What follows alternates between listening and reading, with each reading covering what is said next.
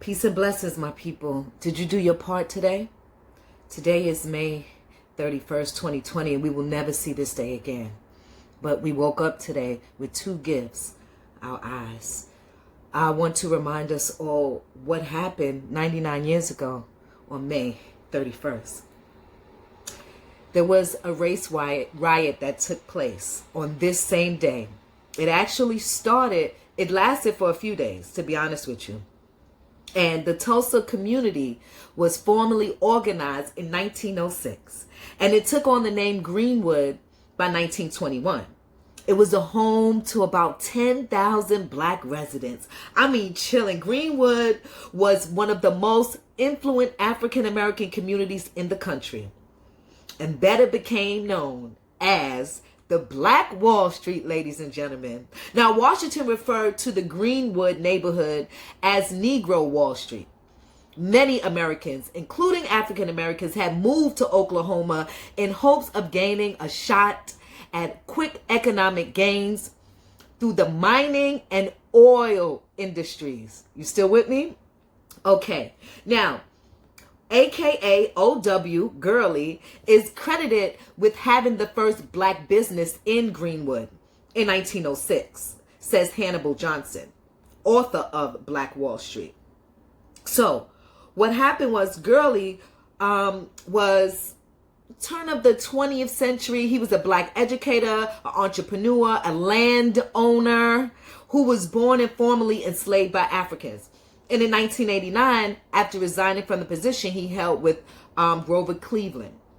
So he was credited for doing, for naming the Black Wall Street.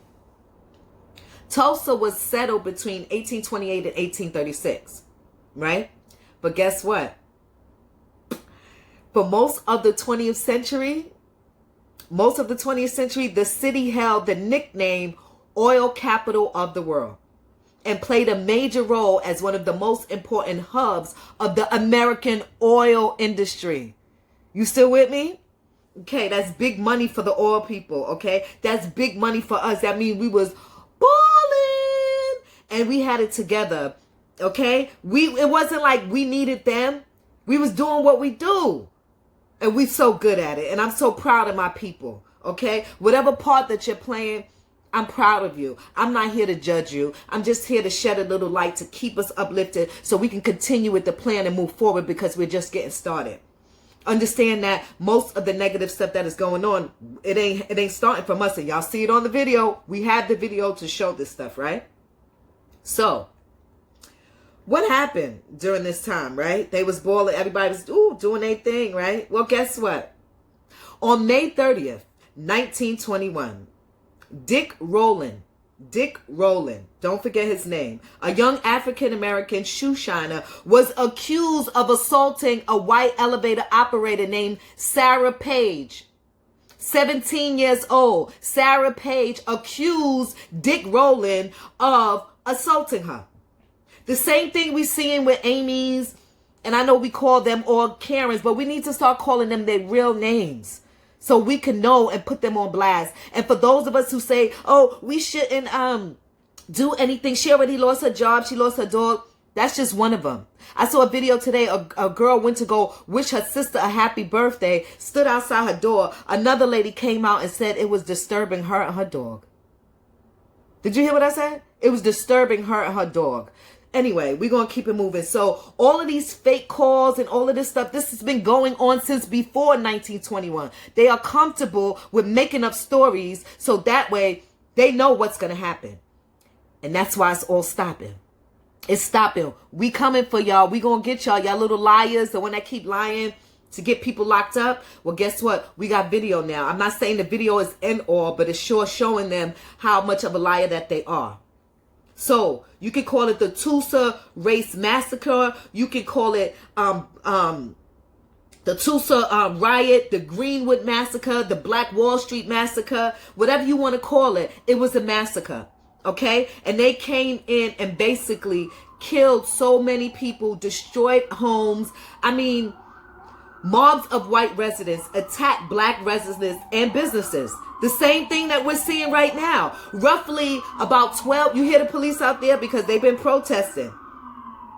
I know you hear the sirens. So roughly about 1,200 homes were burned and 35 blocks burned, and an estimated of 300 black people were killed, ladies and gentlemen. This is nothing new. What we're seeing here is nothing new.